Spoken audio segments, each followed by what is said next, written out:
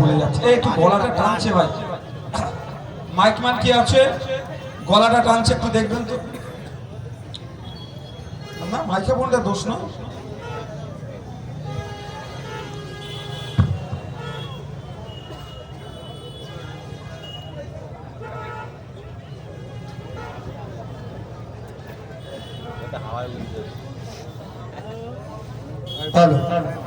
আমরা এমপি কে ভোট দিয়ে পার্লামেন্টে এই জন্যই পাঠিয়েছিলাম যে আমার সুন্দরবন এলাকার মানুষের যে সমস্যা, বসিরহাট উত্তরের মানুষের যে সমস্যা, বসিরহাট দক্ষিণের মানুষের যে সমস্যা, বাদুরিয়ায় যে ব্রিজের সমস্যা, নদী পার হতে যে সমস্যা, মিনাখার যে সমস্যা কৃষকদের, সবগুলোকে পার্লামেন্টে উত্থাপন করবে। আর ওখানকার যিনারা শাসকে থাকবেন ডিপার্টমেন্টাল মিনিস্টার সেই সমস্যাগুলো সমাধান করবে। কিন্তু দুঃখের বিষয়, আমরা যাকে পার্লামেন্টে পাঠালাম আমাদের হয়ে কথা বললো না, যাকে পার্লামেন্টে পাঠালাম আমাদের পরিবর্তে, আমাদের কথা বলার পরিবর্তে আমাদের বিপক্ষে যে বিলগুলো আসছে বকলমে তাকে সহযোগিতা করেছে। যেমন সিএ নিয়ে ভোটাভুটির সময় মনে আছে তো আপনাদের, সিএ নিয়ে ভোটাভুটির সময় কি হয়েছে, ভোট তিনি দেয়নি, বিজেপিকে সহযোগিতা করেছে। ওটা তো আমরা জানতে পেরেছি বলে। যখন কৃষকদের বিরুদ্ধে বিল পাস হয়েছিল তখন ভোটাভুটিতে বিদায়ী এমপি হাজী নুরুল ইসলাম সাহেবদের দলের এমপির কি অবস্থান ছিল একটু জেনে রাখা আপনাদের দরকার। যদি সৎ সাহস থাকে হাজী নুরুল সাহেবদেরকে বলছি, বসিরহাট উত্তরের তৃণমূলের নেতাদের বলছি, কৃষকদের বিরুদ্ধে এই শুভেন্দু অধিকারীদের, জমলাবাজের সরকার, সুকান্ত বাবুদের বিভাজনের সরকার যখন কৃষকদের বিরুদ্ধে বিল পাস করিয়েছিল তখন আপনাদের এমপি পার্লামেন্টে কি ভূমিকা পালন করেছে সেই তথ্যটা জনমানুষে আনা হোক, দেখবেন বকলমে বিজেপিকে সুবিধা করেছে। তাই বন্ধুগণ, আমাদেরকে আগে জানতে হবে একটা এমপির কাজ কি, কতটা ক্ষমতা, কি করতে পারে। একটা এমপি অনেক কিছু করতে পারে যদি করার তার ইচ্ছে থাকে। একটা এমপির হাতে এক বছরে 5 কোটি টাকা আসে ডেভেলপমেন্টের জন্য। 5 বছরে তাহলে কত টাকা আসছে? 25 কোটি টাকা। এখানে নিশ্চিতভাবে বসিরহাট উত্তরের তৃণমূলের নেতাদের কাছে আমি প্রস্তাব রাখতে চাই, আপনারা মানুষের কাছে ভোট চাইতে আসার আগে এই 5 বছরে 25 কোটি টাকা আপনাদের এমপি কোথায় কোথায় খরচ করেছে তার ডেটাটা জনমানুষে আগে দিন, তার তথ্যটা আগে দিন, তারপরে ভোট চাইবেন। আগে তো দিতে হবে। 5 বছরে 25 কোটি টাকা কোথায় কোথায় খরচ করেছেন আপনি জানবেন না? আমি ভাঙড়ের বিধায়ক, আমাকে একে নিয়ে খুব পেরেশান অভিষেক বাবু, মমতা ব্যানার্জিরা আমার নামে অনেক কিছু বলে।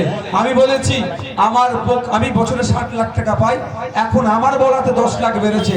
বসিরহাট উত্তরের যিনি বিধায়ক আছে জিজ্ঞাসা করবেন ওনাকেও, ওনারাও 60 লাখ টাকা পেত, আমি বলার পরে 10 লাখ বেড়ে বছরে ওনারাও 70 লাখ টাকা পাচ্ছে উন্নয়ন করার জন্য, এই নওশাদ সিদ্দিকীর জন্য। জিজ্ঞাসা করে তো 70 লাখ করে হলে 3 কোটি সামথিং হচ্ছে।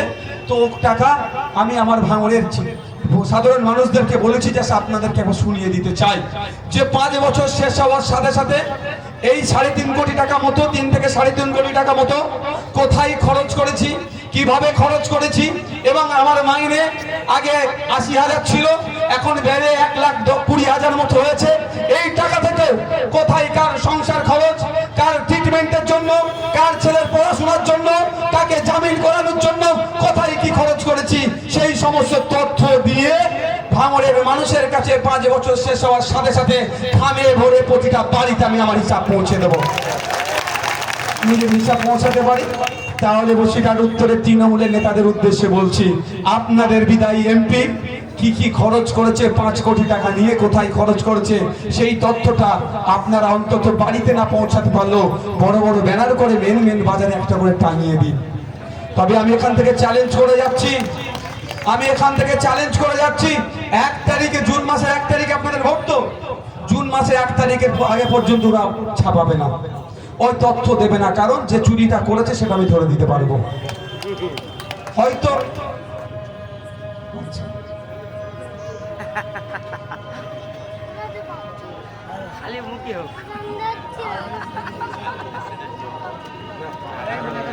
এক তারিখের আগে পর্যন্ত, কারণ আমি তো বিধায়ক, আমার ল্যাডেও তো আমার মানে দায়িত্বে তো 60 লাখ থেকে 70 লাখ হয়েছে। বিভিন্ন এজেন্সির সাথে কথা বলে একটু বুঝতে পেরেছি এখানে মাল কামানোর অনেক জায়গা আছে। এই দেখুন আপনারা একবার জাস্ট ঘুরে দেখবেন, ওখানে একটা লাইট পোস্টারে দেখতে পাচ্ছেন এখন ইনকমপ্লিট আছে, দেখুন লাইট পোস্ট তো, হ্যাঁ না আমি বলছি ওটাকে লাইট পোস্ট তো আমি জানি ওটাকে করতে প্রকৃত কত খরচ আর কত বিল দেখায় না। ধরুন ওটা 3 লাখ টাকা খরচ আছে, দেখবেন এই ভোটের আগে পর্যন্ত ওরা বলবে না যে আমি 25 কোটি টাকা কোথায় কোথায় খরচ করেছি, কারণ 3 লাখের লাইট পোস্ট করে 7 লাখের হয়তো বিল করে 4 লাখ টাকা ঝেড়ে দিয়েছে। এখন দেখালে নওশাদ সিদ্দিক বলে দেবে 4 লাখ টাকা খেয়ে নিচ্ছে। আবার কি রকম ভাবে ওর থেকে খাওয়া যায়, 3 লাখ টাকায় 30% নাহলে 20% দিতে হবে, ওখানে 60,000 বা 90,000 আবার খাবে। এই খাওয়াগুলো ধরে দেবো বলি এখন ওরা শ্বেতপত্র প্রকাশ করবে না কোথায় কোথায় কাজ করেছে। তবে আপনারা যদি আগামী দিনে আমাদের সুযোগ দেন, এই জুন মাসের 1 তারিখে থাম চিহ্নে ভোট দিয়ে পার্লামেন্টে যদি আমাদের প্রার্থীকে পাঠান, আমি আপনাদের বলে রাখি 25 কোটি টাকা কোথায় কি খরচ হবে টোটালটাই আপনাদের সাথে বসে আপনাদেরকে সাথে নিয়ে আপনাদের মতামত নিয়ে সেই সমস্ত কাজ আমরা করব। 1 নম্বর কথা। 2 নম্বর কথা হচ্ছে এই যেন ইলেকট্রিক পোস্টে উদাহরণ দিই, ওটা করতে গেলে একটা বেশ করতে হয়, জানেন কিভাবে লুটটা হয় টাকাটা? শুনুন, 12 mm হয়তো রোডের কথা বলা আছে, আপনারা জানেন না সরকারি কাজ চলছে, আর ওটা আপনার ট্যাক্সের টাকায় কাজটা হচ্ছে। সরকারের কি ট্যাক্সাল থেকে নিজের টাকা দেয় নাকি? মমতা ব্যানার্জি দেয় নাকি? শুভেন্দু অধিকারীর টাকা নাকি? না দিলীপ ঘোষের টাকা, না নরেন্দ্র দামোদর দাস মোদীর টাকা? এটা আমাদের টাকা। বরঞ্চ ওনারা যেগুলো চড়ে ঘুরে বেড়াচ্ছে সব আপনাদের ট্যাক্সের টাকা থেকে হচ্ছে। এই শুভেন্দু অধিকারী যে লিডার অফ অপোজিশন হিসাবে যে গাড়িটা পেয়েছে, গাড়ি এবং তেল আপনাদের ট্যাক্সের টাকায়। মমতা ব্যানার্জি যেগুলো চড়ে বেড়াচ্ছে সব নিয়ে সব আপনাদের ট্যাক্সের টাকা। তো আপনাদের বলি ওই যে এটা তৈরি করতে ওই 12 mm হয়তো রোডের কথা বলা আছে, কি বালির কথা বলা আছে, কি সিমেন্টের কথা বলা আছে, হয়তো হ্যাভেলসের বা ফিলিপসের দামি কোম্পানির লাইটের কথা বলা আছে। ও দরকার 3200 টাকা লাইটের পিস, দিচ্ছে 800 টাকা লাইট, অল্প দিনই কেটে যাচ্ছে, যাচ্ছে কার জনগণের। এইরকম ভাবেও লুট হয়। তো আপনাদের বলি আপনারা যদি আমাদেরকে সুযোগ দেন, আমরা যেখানে যে উন্নয়ন আপনারা বলবেন আমাদের ওই টাকার মধ্যে সেটাই আমরা করব। কিন্তু যখন কাজটা হবে সর্বপ্রথম আমরা কি করব, একটা মনিটরিং কমিটি করব। ধরুন না এখানে 100 মিটার একটা ঢালাই রাস্তা হচ্ছে, 8 ফুট চওড়া 6 ফুট গেজ।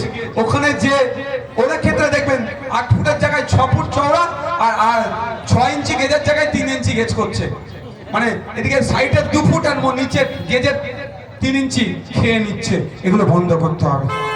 আপনাদের বলবো যে কাজ আমরা করব, আমরা মনিটরিং কমিটি করব।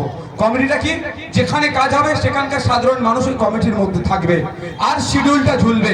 এই লাইট পোস্ট করতে গেলে কত খরচ, কি কোম্পানির লাইট, কত mm রড, কত বালি, কি সবটাই ওই শিডিউলে দেওয়া থাকবে। আর সাধারণ মানুষকে আমরা দায়িত্ব তুলে দেবো, কাজটা ঠিক হচ্ছে কিন্তু দেখে নেয়। তাহলে চুরি হবে ভাই ওর মধ্যে, আমরা চুরিটা বন্ধ করব। আপনারা যদি পার্লামেন্টে পাঠান, আপনাদের হয়ে পার্লামেন্টে গিয়ে আপনি কৃষক, আপনার মাসিক গড়াই বাড়বে কি করে তার হয়ে আওয়াজ তুলবে। আপনি যদি পার্লামেন্টে পাঠান, আপনি ড্রাইভার, আপনার বিরুদ্ধে বিদায়ী এই বিজেপি সরকার যেভাবে ড্রাইভারদেরকে আবার শোষণ করার জন্য তাদের বিরুদ্ধে নাকি অ্যাক্সিডেন্ট করে পালালে 10 বছর জেল বা 10 লাখ টাকা ফাইন, যে পরিকল্পনাহীন যে বিল এনেছে তার বিরোধিতা আমরা করবার জন্য পার্লামেন্টে আমাদের পক্ষ থেকে বলবে। এখানে যারা ড্রাইভার ভাইরা আছে, আমি যতটুকু জানি বা বাস্তব কথা বলছি, ড্রাইভাররা ইচ্ছাকৃতভাবে কাউকে অ্যাক্সিডেন্ট করে না। বরঞ্চ দেখা যায় গরু এসে গিয়েছে রাস্তায়, ছাগল কুকুর এসে গিয়েছে, বাঁচানোর জন্য গাড়ি পাল্টি খেয়ে যায়। তাহলে ড্রাইভারদের বিরুদ্ধে যে বিল মোদী সরকার নিয়ে এসেছে তার বিরোধিতা করার দরকার ছিল এই নুরুল ইসলাম সাহেবদের এমপির। কিন্তু দুঃখের বিষয় নুরুল ইসলাম সাহেবদের এমপি পার্লামেন্টে গিয়ে টিকটক ভিডিও করতে ব্যস্ত ছিল, ড্রাইভারদের হয়ে কোনো কথা বলেনি। তাই বসিরহাটের ড্রাইভাররা ঐক্যবদ্ধ হন যে বিজেপি সরকার আপনাদের বিরুদ্ধে বিল নিয়ে আসছে, তাদের বিরুদ্ধে যেমন ভোট দেবেন। আর বিল আনার সময় এই নুরুল ইসলাম সাহেবদের এমপিরা চুপ ছিল, তাই নুরুল ইসলাম সাহেব করার প্রয়োজন নাই। খাম চিহ্ন পার্লামেন্টে গিয়ে ড্রাইভারদের হয়ে কথা বলবে, তাদের হয়ে আওয়াজ তুলবে। আপনারা যারা উপস্থিত আছেন, আপনাদের জীবিকা কি সব থেকে ভালো, মানে বেশি জীবিকা কাদের কি আছে, কি করেন আপনারা? হ্যাঁ দর্জি, বিড়ি বাঁধা, মাছ চাষ, ইট ভাটা, আর কি রাজমিস্ত্রি, চাষবাস, এই তো। এবার একটা একটা করে বলি, আপনাদের সমস্যাগুলো বলবো না কে চোর ডাকাত তাদের কথা বলবো। আমার মনে হয় আপনাদের সমস্যাগুলো জানা দরকার, জানতাম। প্রথম আসে থাকে ইট ভাটাতে। ইট ভাটায় যারা কাজ করেন, যে শ্রমিকরা কাজ করেন, ওই রকম ভাবে কাজ করা যায় না। আপনারা বলুন, ইট ভাটায় যারা কাজ করেন তাদের সকালে গেলে যখন বিকালে ফিরে তাদের অবস্থা কি থাকে? পুরো একদম মানে বলে না ভূত হয়ে ফিরছে, তাই তো। শুনুন, শ্রম কোড বলছে ওই ধরনের কাজ করলে তাকে ফুল ইকুইপমেন্ট ড্রেস দিতে হবে। আপনারা জেনে রাখুন, এই ইটভাটার মালিকগুলোদের সাথে দেখুন তৃণমূলের নেতাদের খুব ভালো সম্পর্ক। কারণ একটা ড্রেস দিতে গেলে 1000 টাকা খরচ আছে, 2000 টাকা একটা ড্রেস দিতে হবে, ওই টাকাটা হয়তো হাফ হাফ মেরে দিচ্ছে ওরা। তো আপনাদের বলি, আপনাদের শ্রম চুরি করা হচ্ছে। 10 ঘন্টা 12 ঘন্টা কাজ করিয়ে নিচ্ছে, 8 ঘন্টার বেশি কাজ করা যাবে না। এই আন্দোলনে কিন্তু ঐতিহাসিক মে দিবস হয়েছিল 1886 সালে হে শহরে। এই আন্দোলন হয়েছিল, শ্রমিকরা করেছিল যে 8 ঘন্টার বেশি শ্রম দেবে না। কিন্তু বর্তমানে দেখুন দুঃখের বিষয়, 8 ঘন্টার বেশি 10 ঘন্টা 12 ঘন্টা খাটিয়ে নিচ্ছে, কিন্তু আপনার শ্রমের দাম ঠিকঠাক দিচ্ছে না। এবং আপনারা যে কাজটা করছেন কোনো সেফটি সিকিউরিটি নাই। তাই আপনাদের বলবো, আপনাদের হয়ে ইটভাটা শ্রমিকদেরকে যখন কাজ করবে ফুল ইকুইপমেন্ট দিয়ে, কারণ এই বালি পাথর ধোঁয়া যেগুলো যাচ্ছে, মাটি শরীরে যাচ্ছে, শরীরের ক্ষতি হচ্ছে, সিলোকোসিস রোগে আক্রান্ত হয়ে যাচ্ছে। তাই আপনাদের বলবো, আপনাদের কণ্ঠ হয়ে পার্লামেন্টে গিয়ে বসিরহাটের ইটভাটা শ্রমিকদের জন্য যাতে ফুল ইকুইপমেন্ট পরিয়ে, তাদের শ্রমিকদের ড্রেস কোড পরিয়ে কাজের ব্যবস্থা করে ইটভাটা মালিকরা, তার আওয়াজ আখাম ছিন্ন পার্লামেন্টে গিয়ে করবে। আছে ভাই, সব সিস্টেম আছে, দেয় না আপনাদের। শ্রম কোডের মধ্যে বলা আছে আপনার ওই যে ধুলো টুলো যাচ্ছে না, এতে সিলোকোসিস রোগ হয়ে যাবে, ভয়ঙ্কর রোগ হবে, পুরো ধ্বংস হয়ে যাবে। এই মিনাখা চত্বর এই দিকটাতে খুব আছে। পাথরের যারা কাজ করে, এই ইটভাটার যারা কাজ করে, এই ধরনের রোগে তারা আক্রান্ত। এটা পশ্চিমবাংলা সরকার জানে না, এটা এমপি সাহেবা জানতো না। কিন্তু এমপি সাহেবাদেরকে ইটভাটাওয়ালারা, সরি ইটভাটার যারা শ্রমিক, তারা দেখবেন সকাল সকাল গিয়ে আগে ভোটটা দিয়েছিল। সর্বপ্রথম যদি লাইনে কারা থাকে, ওই 300 টাকা যারা রোজ ইনকাম করে, তারাই যে লাইনে ভোটটা দিয়েছে, তাদের হয়ে কথা বলার দরকার ছিল। এমপি সাহেবা কথা বলেনি। তো নতুন করে যদি আমাদেরকে নুরুল ইসলাম সাহেবরা বোকা বানাতে আসে, আর মানবো আমরা? আর মানবো? আমাদের কি করতে হবে? চলো এমপি পাল্টাই। কি করতে হবে? চলো এমপি পাল্টাই। এমপি পাল্টে, দলে পাল্টে, খাম চিহ্নকে এমপি করে পার্লামেন্টে পাঠাবেন। ইটভাটা শ্রমিকদের ওই ড্রেস কোড সহ তাদের মজুরি বাড়ানোর জন্য পার্লামেন্টে অন্য কেউ আওয়াজ করেনি। 17 বার আপনারা ভোট দিয়ে পার্লামেন্টে পাঠিয়েছেন। ইতিপূর্বে এখানে 1952 সাল থেকে বিভিন্ন দলের পক্ষ থেকে কিন্তু এমপিরা পার্লামেন্টে গিয়েছে। কেউ সন্দেশখালীর কেন বাঁধ ভেঙে যাচ্ছে, কংক্রিটের বাঁধ নির্মাণ করা দরকার, সিমেন্টের বাঁধ নির্মাণ করা দরকার, বিজ্ঞানসম্মতভাবে বাঁধ নির্মাণ করে বিজ্ঞানসম্মতভাবে রক্ষণাবেক্ষণ করলে সন্দেশখালী থেকে তত্ত্ব এলাকার মানুষেরা ওই প্রতি বছর যেভাবে প্রাকৃতিক দুর্যোগে তাদের ঘরদোর থেকে শুরু করে জমি জায়গা ক্ষতিগ্রস্ত হচ্ছে, সেটা হতো না। কিন্তু দুঃখের বিষয়, 17 বার ভোট দিয়ে এমপি করে পার্লামেন্টে পাঠিয়েছেন, আপনাদের হয়ে কথা বলেনি। সময় এসেছে একবার ভরসা করুন। 18 বারের মাথায় আমি আপনাদের কথা দিতে পারি, আপনারা প্রতারিত হবেন না, আপনারা প্রতারণার শিকার হবেন না। খাম চিহ্নকে পার্লামেন্টে পাঠালে খাম চিহ্ন গিয়ে সন্দেশখালীর ওই বাঁধ নির্মাণের কথা যেমন বলবে, এই বসিরহাটের এই এলাকার শ্রমিকদের কথা বলবে, এখানকার পর্যটন শ্রমিকদের কথা বলবে, ইটভাটা শ্রমিকদের কথা বলবে, শ্রমজীবী মানুষের কথা বলবে, কৃষকদের কথা বলবে। আমি আপনাদের বলি, এখানে যারা বিড়ি শ্রমিক আছেন, আমার কাছে তথ্যটা এই মুহূর্তে নাই। আমি পশ্চিমবাংলা সরকারকে প্রশ্ন করেছিলাম, শ্রমমন্ত্রীকে প্রশ্ন করেছিলাম, 1000 বিড়ি বাঁধলে তার রোজ কত? আপনারা যারা বিড়ি শ্রমিক আছে, আপনারা 1000 বিড়ি বাঁধলে কত টাকা দেয়? হ্যাঁ, মধ্যখান থেকে অন্তত কম করে 50 টাকা ঝেড়ে দেয়।